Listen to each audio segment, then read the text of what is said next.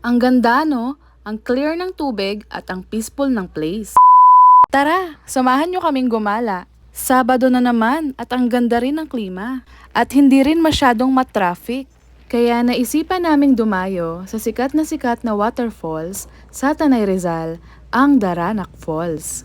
It is located in the Barangay Tandang Cudyo in the Municipality of Tanay Rizal na parte ng Sierra Madre Foothills. Isa ito sa mga popular tourist spot attraction sa probinsya ng Rizal. It is about 70 kilometers and 2 hours drive away from the Metro Manila. Pagpasok nyo dito, may mga mag-aabang agad na mga parking personnel at 20 pesos naman ang bayad sa motorcycle parking. Maglalakad lang siguro kayo ng mga 1 minute and a half bago makarating sa entrance. Sobrang presko dito, kaya feel na feel ang nature vibes.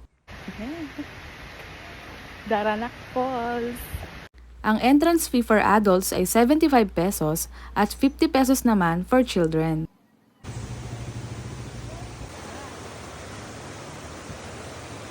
Sa entrance pa lang, ang ganda na agad ng view. Pwedeng-pwede rin dito ang mga prenup shoot or pictorial.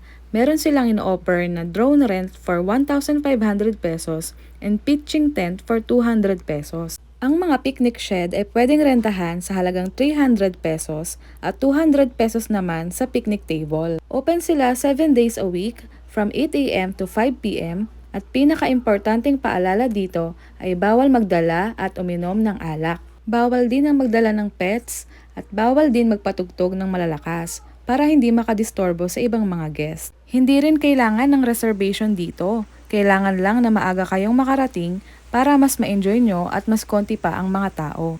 Pwede rin kayong magdala ng sarili ninyong mga baon at tubig. Madulas.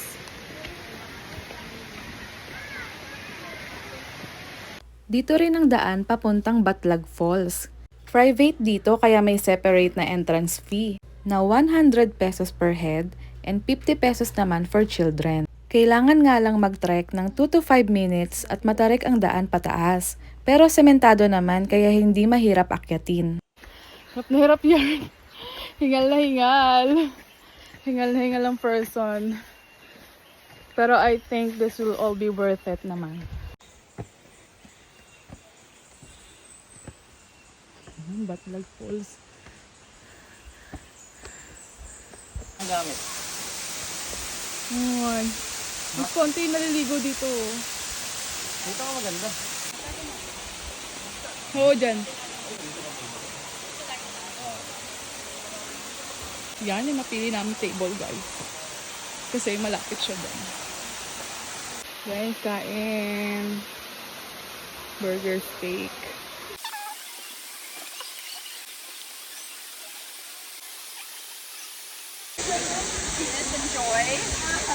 Alam nyo ba na ang Daranac Falls ay galing sa salitang Tagalog na dadanak, na ang ibig sabihin ay pag-agos or shortened form for dumaranak.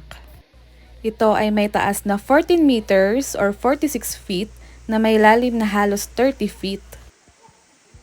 Dito naman sa Batlag Falls, merong dalawang falls.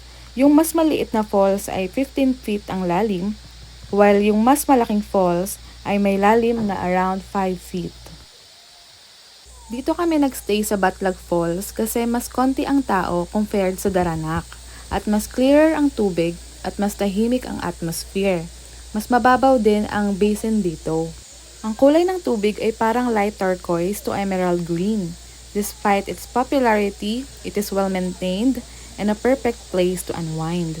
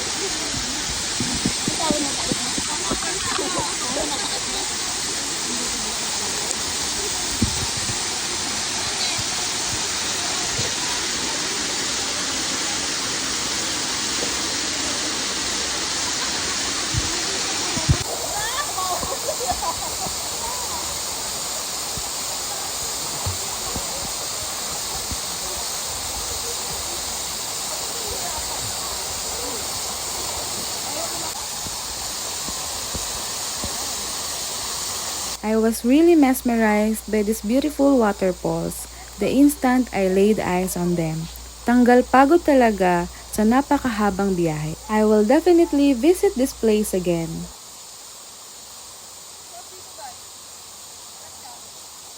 Ang lamig ng tubig guys, legit beat the heat ka talaga dito. Pwede rin kayong mag-rent ng life vest worth 50 pesos.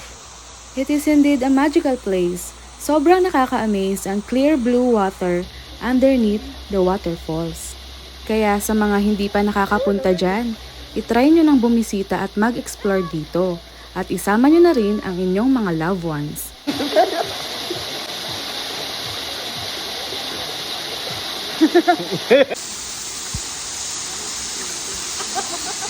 Thank you guys for supporting and watching my vlog. See you on my next adventure. Bye-bye!